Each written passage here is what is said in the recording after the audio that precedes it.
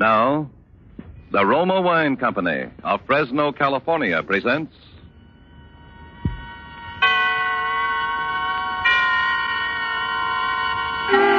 Suspense.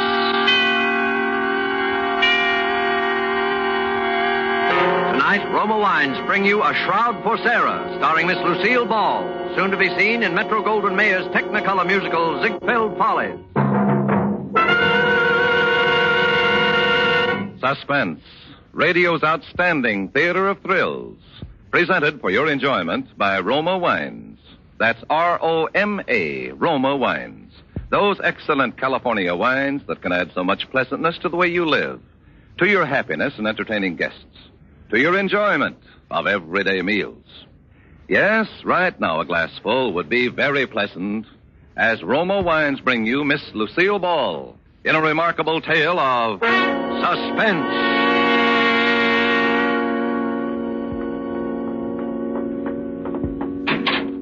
Was Sara? Sara? Come in, George. How did it go, darling? George, you're trembling. Something went wrong. No, nothing went wrong. You got it then? Yeah, I got it stuffed in all my pockets. Here, I'll dump it on the bed. Here you are, Sara. 17 grand. 17,000? It's more than we expected. Yeah. George, you're acting queerly. Did everything work out all right? Sure it did. It was duck soup, just like old times, Sara. Remember how every job clicked? Sure fire when we used to plan them together. George. Yeah? You're lying, aren't you? Sara, you really love me, don't you? Do you have to ask? Would I have come back otherwise? 10 years is a long time. I thought you'd be changed. I never thought you'd come back like this out of nowhere. I don't even know what you've been doing, where you've been living, what name you're using. You haven't told me a thing about yourself. I will, George. I will, as soon as we get out of this apartment. As soon as we're really together, darling. That's the way you want it, isn't it, Sara? Of course. Why do you think I never got a divorce? I didn't, you know. I didn't even consider it. No, you didn't. And you could have. You certainly had a right with me up for 5 years on a felony. I'm glad you waited, Sara. You won't regret it. I'm sure I won't, George. But let's not talk about that now. We have a train to make. You know, Sara, you're as good to look at as you were 10 years ago. Oh, you're just making talk, George, and you haven't answered my question. I want to know what went wrong. I'd given up hope, Sara. I didn't expect to see you again. But I came back. I've done 2 stretches, Sara. 9 years in jail out of 10. I wouldn't have pulled another job if you hadn't shown up. You won't go away again, will you? Only with you, George. Sara, the scent of your hair. I used to dream of it. Those long nights in jail. Now it's real. Holding you like this. With your hair on my face. George, you're hurting me. Your arms. I'm sorry. Just that I'm so afraid it isn't true having you again. I want to hold you tight forever. George, what happened? What went wrong? Sara, I had to kill a man.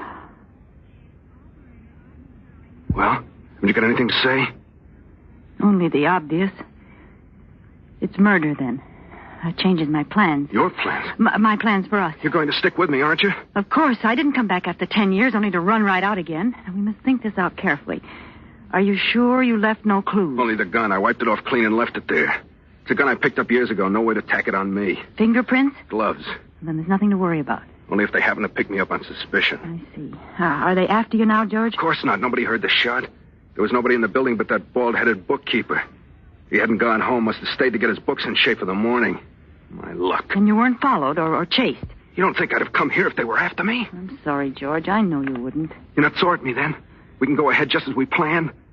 Our train leaves in an hour. We'll pick up the tickets at the station.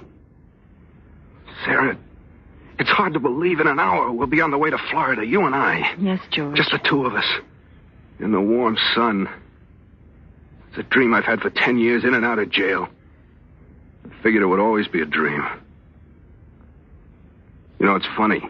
What's funny? There's a bald-headed man lying dead over there at the finance company. He's finished. And we're just beginning. I never killed a man, Sara. Never before. You'll do all right from now on, George. You'll forget about that thing. I'll help you forget it. Yeah. But we've got to hurry now. Put your hat on. And I'll go over and pick up the tickets. Well, I thought we'd go to the station together. Silly, I've got to dress. Yeah, well, the Sunset Limited leaves at 8 o'clock. There's only an hour. I know. I'll dress and pack and meet you in 30 minutes at the train gate. Have you any money? Here, take some of this. I'll put the rest in the valise and bring it in a cab so it won't be found on you if anything happens. Why didn't you come back before, Sarah? I didn't realize it till this minute. I've been like an orphan for 10 years. Kiss me? Now, that's all, George. You've got to hurry now. Yeah. Remember, the Sunset Limited at the gate. I'll remember. And don't forget to clean out the desk. I'll take care of everything, George. Now, hurry.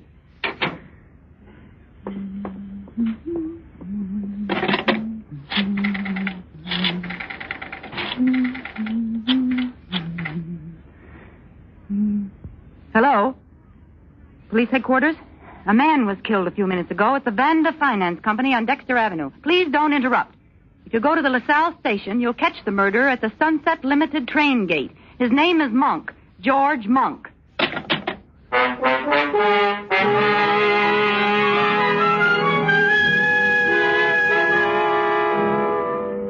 For Suspense, Roma Wines are bringing you as star Miss Lucille Ball in A Shroud for Sara by Emil C. Tepperman. Roma Wines' presentation tonight in radio's outstanding theater of thrills, Suspense.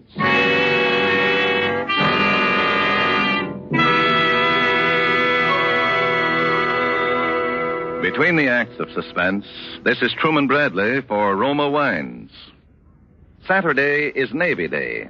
On this day, all America gives honor to the returning veterans of the fleet. To these men, all America lifts its voice to say, well done.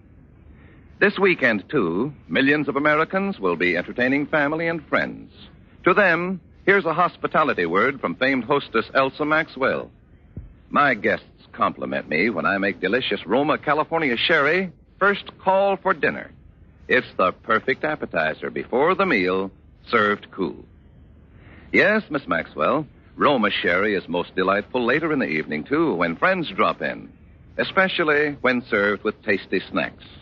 For glorious gold and amber, Roma sherry is a happy, mellow wine with natural fragrance and cream-rich, nut-like taste. So good because Roma sherry, like all Roma wines, is born of luscious grapes gathered at peak of flavor in California's choicest vineyards.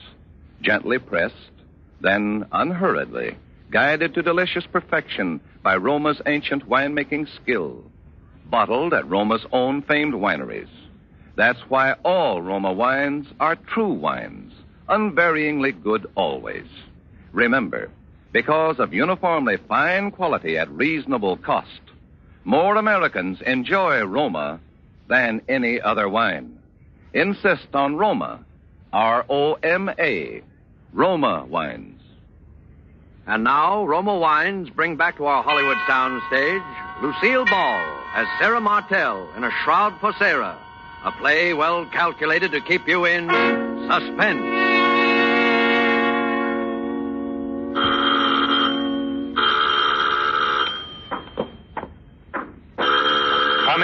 I'm coming. Oh, I knew it was you, Sarah. Only you would ring so insistently when you know I'm handicapped by this infernal crutch. Good evening, Peter. How's our next governor? Aren't you going to kiss me? I've been away 3 days. Is it necessary, my dear? Peter, are you going to let the neighbors see me standing out here with this valise? Kiss me, you idiot. You can stand it if I can. Very well. Satisfied, my dear? Now that we've performed for the neighbors, shall we go in? The city's underworld, it appears, has broken out again with a new wave of violence, robbery, and potential gang I see you've warfare. moved the radio again. I moved it nearer the easy chair. This crutch makes it hard for me to get around. I hope you don't mind, my dear. I mean, it's being more convenient for me. Is that the news? I want to hear it. Police are seeking George Monk, an ex-convict who shot and killed the finance company bookkeeper and escaped with $17,000 in cash. What do you want to turn that The up bookkeeper for? had It's evidently nothing been but a surprised sordid by the murder. robber Oh, shut up. and shot without warning. But there's a mystery angle here which sets this case apart from the ordinary holdup.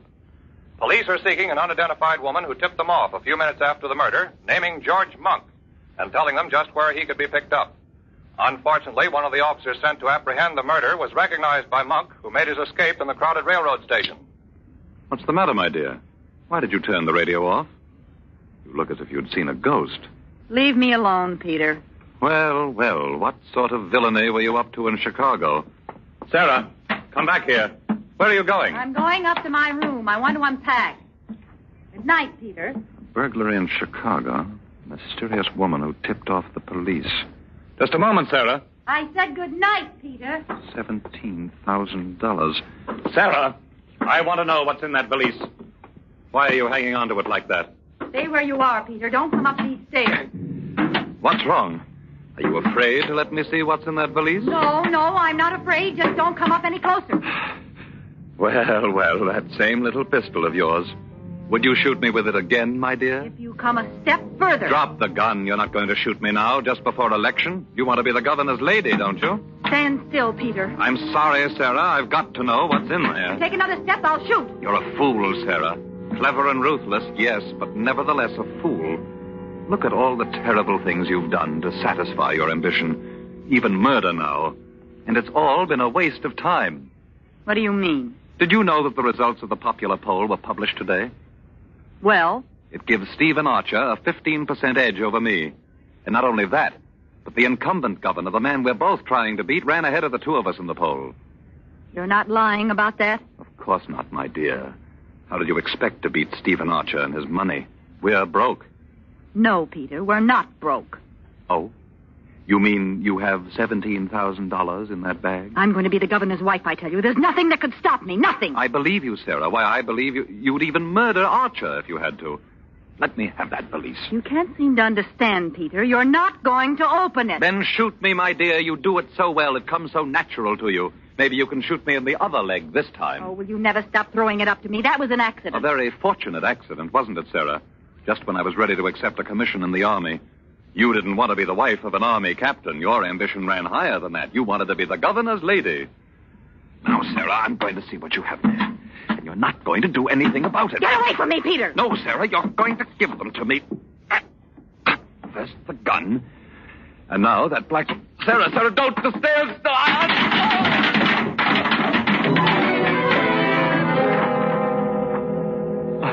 Sarah. Oh, Sarah.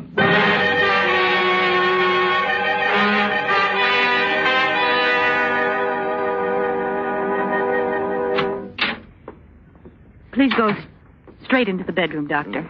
Peter fell again and hurt his leg in the same place. Now, look here, Mrs. Martell. What's the use of keeping up this deception between ourselves? You know and I know that your husband didn't fall the last time. That was a bullet wound in his leg. Dr. Varney, you promised never to mention that bullet wound. And you promised to pay me, remember? $10,000. Where's the money? Don't worry, I have it. Oh, well, that's different. Where is it? I'll take it now. Later. Please go in now and take care of Peter.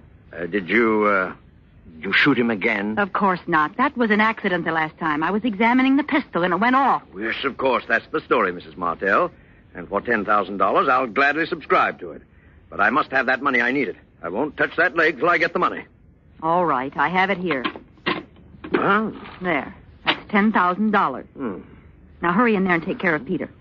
Afterwards, I'll want to see you in here. There may be another matter that I'll want you to handle for me. Yes, that's $10,000. Another matter?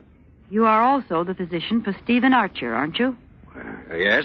You've been attending him every day during the campaign. I understand his heart needs attention. Look here, Mrs. Martell. Stephen Archer's running against your husband for governor. I wonder when you originally called me in, did you know I was Archer's physician? Could be. Huh. Well, I'm sorry I can't discuss Archer with you. The ethics of your profession. Please, Dr. Varney. If your fellow practitioners knew what I know about you, you wouldn't have any profession. I won't listen to any more from you. I'll take care of that leg of your husband's, but more than that, no. Oh, but I'm sure you'll change your mind, Doctor. Whatever your proposition is, the answer is no. Even if I were to offer $50,000. $50,000? There, now, I knew you'd be interested. Now run inside like a nice fellow and tend to Peter. I'll go out for a few minutes, but please wait for me. There's an appointment I must keep. I won't be long.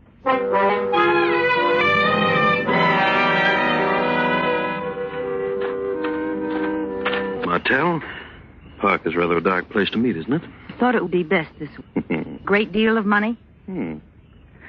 Just what is your proposition? You're a wealthy man. Would $100,000 be too much to pay for the governorship? $100,000? I've spent several times that much on the campaign already, but I don't see how you could deliver the election. Listen to me closely, Mr. Archer. Yeah? I learned that in yesterday's poll figures, you ran 15% ahead of my husband. That's quite true. But neither you or Peter will win. You're both taking strength from each other, and the governor will be reelected. So your solution is for Peter Martell to withdraw at the price of $100,000. Exactly. If one of you withdraws, the other will surely win. That's absolutely true. But I happen to know that Peter Martell would never make such a deal. No, he wouldn't, the fool. But for $100,000, I will put him out of the race. You? Would you believe it if I told you I hated that man's very shadow? I have heard rumors here and there. I want to leave him. I want to be rid of him forever. Where could I go without money? What could I do? He's so disgustingly honest that we're always broke. He couldn't even pay me enough alimony. I've got to think for myself. I begin to see... Now, suppose that tomorrow, 2 days before the election, I were to file suit for divorce. I could leave for Reno tonight. It would be in every newspaper tomorrow. It would certainly eliminate your husband. You'd pick up all the votes Peter would lose. Enough to swing the election. And your price is $100,000. You agree? I'd be a fool not to. Of course I agree.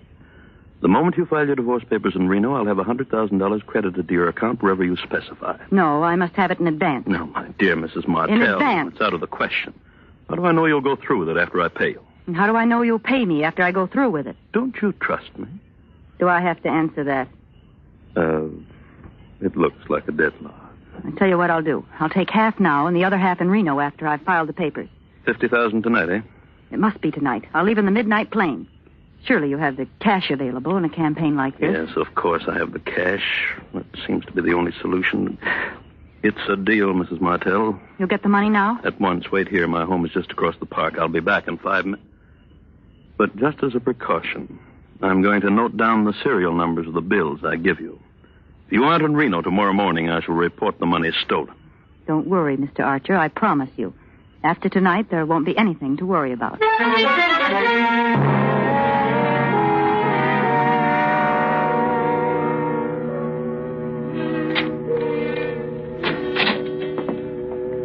Still waiting for me, I see, Dr. Varney. Well, it took a long time. I was just deciding to leave. You took care of Peter all right? Yes, the wound opened up again. It was painful, but not as bad as it looked. He'll be up again by tomorrow. Thank you, Doctor. Oh, you said you wanted to talk to me. Yes, I have a little proposition for you. You mentioned $50,000. Yes. Yes, I have the money in my handbag. Here. Go on, take it. Now count it. Ah. Yes. What do you want me to do? Doctor, have you ever murdered anyone? What? I said, have you ever murdered anyone? Why, you're joking. You'd hardly call murder a joke. What are you suggesting? You are Stephen Archer's physician. You stop at his home every night and check his heart. And you give him a sedative. No. I'm going out of this house, Mrs. Martell, and I'm never coming back. Before you go, Doctor, I'll take that money back. $50,000, Doctor. It's a lot of money. Yes, I know just how deep you are in the red. $50,000 will put you on your feet again. Well, And you'll have the friendship of the wife of the next governor. You want me to give Archer an overdose of sedative, huh? I knew you'd be reasonable, Barney.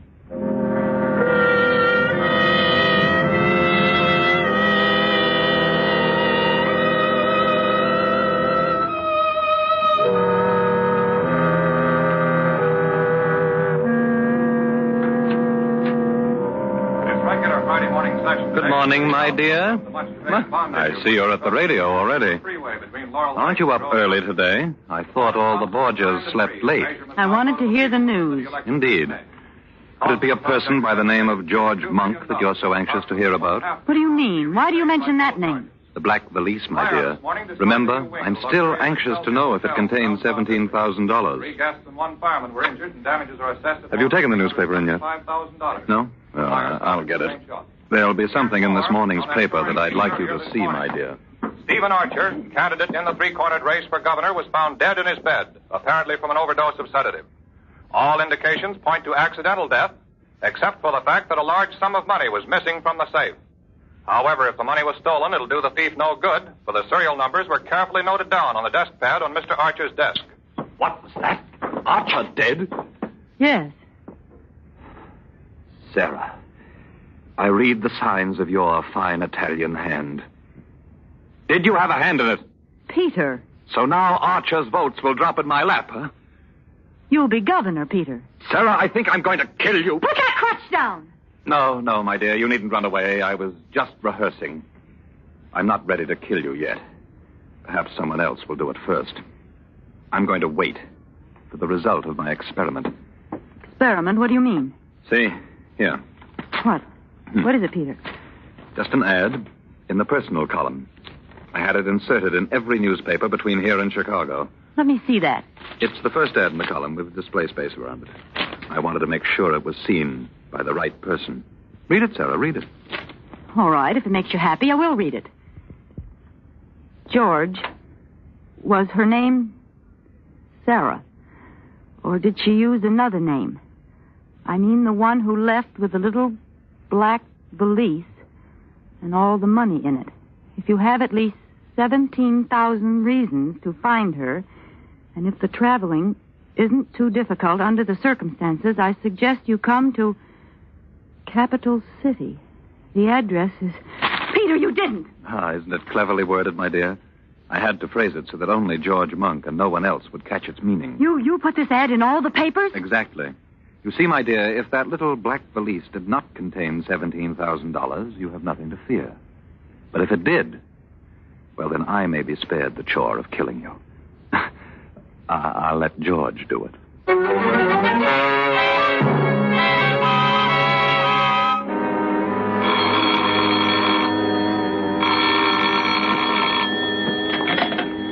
Hello? Mrs. Martell? Who is this? Dr. Varney. Oh. What do you think it was? I thought... Never mind. What do you want, Barney?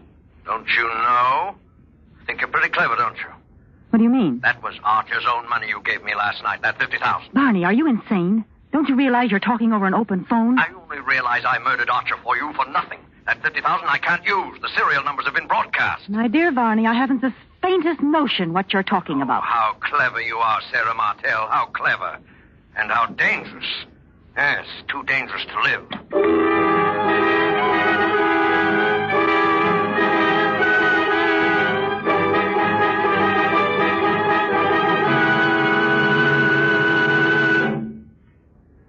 The medical examiner's all through with the body, Inspector. All right, O'Connor, all right. Then I guess we're finished, too. Tell Mike to be careful with the body. And put down in your report, dead on arrival, murdered by person or persons unknown.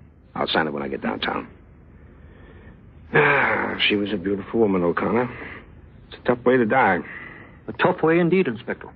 How's Mr. Martell taking it? Like a trooper, sir. Here he comes now with his doctor. All right, O'Connor. I'll see you downtown. Yes, sir. Goodbye, Inspector. Are you pretty near through, Inspector? Yes, Mr. Martell. The boys are taking the body away now.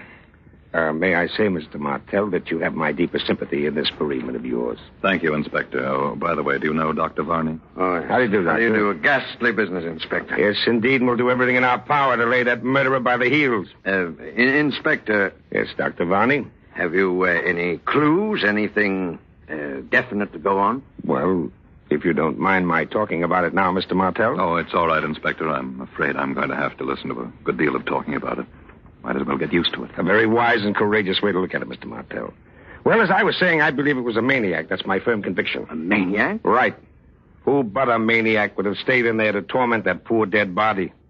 Can you imagine a sane man first choking her to death with his hands, then stabbing her with some keen instrument, then bashing her head in with a blunt instrument?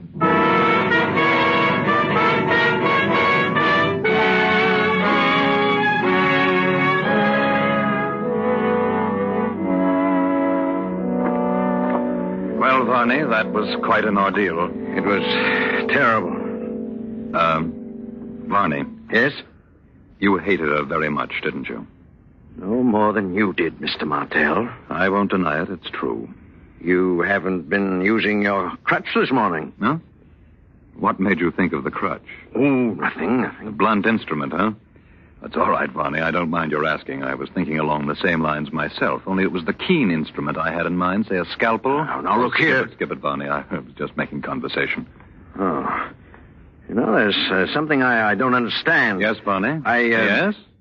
Nothing at all. Nothing. I know what you want to ask. You want to know who was the third man. Well, I'll show you, Varney. Where are my keys? Here. Huh? What have you got in that closet? A guest, Varney. Shall I say, an invited guest? You can come out now, George. The coast is clear. Thought you meant to bury me alive in there. Tell, who's this man? Dr. Varney, George Monk. Shake hands, gentlemen. Oh, no? Very well. I thought it would be right for all three of us to be together for a moment. What are you talking about, Martel? Listen carefully, Varney, and you, George. Each one of us was in her room last night. The cumulative effect of our individual deeds has convinced the inspector that a maniac murdered my wife. But we three know better. However, there is one of us who knows more than the other two. One of us killed her first. I say first because the other two were not one whit less murderers for the fact that she was already dead. The three of us. We all did it. Yes, George. And I suppose that by checking each other and comparing notes, we could determine, to the satisfaction of all of us, just who took precedence. For instance, when I heard you move about in the closet this morning and turn the key on you, I had no way of telling how long you'd been in the house. And I don't want to know. Then two of us will always be in doubt. Exactly, Varney. Do you agree to it? Yes. And you, George? Yes. Then, goodbye, gentlemen.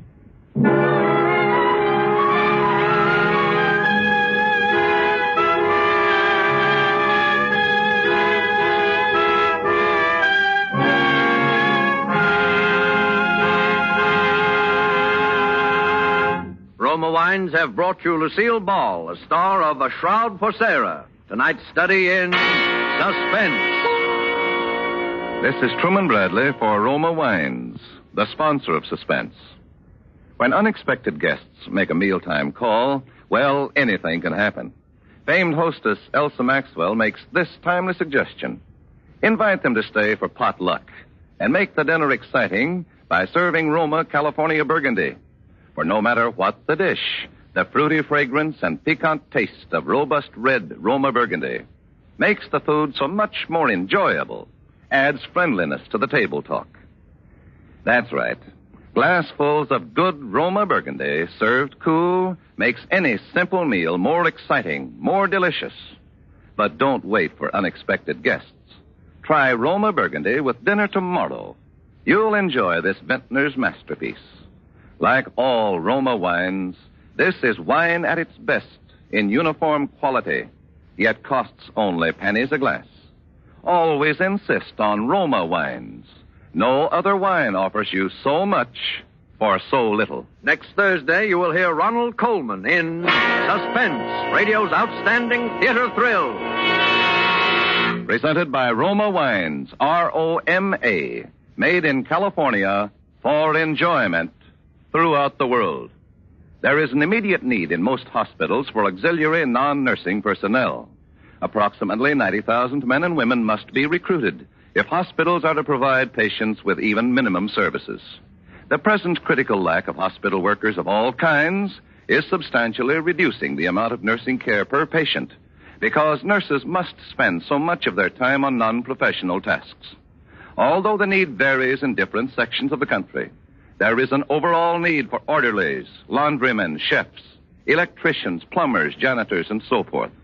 Men and women, both skilled and unskilled, who want to work in a hospital in any capacity, can now get secure, well-paid jobs with a post-war future.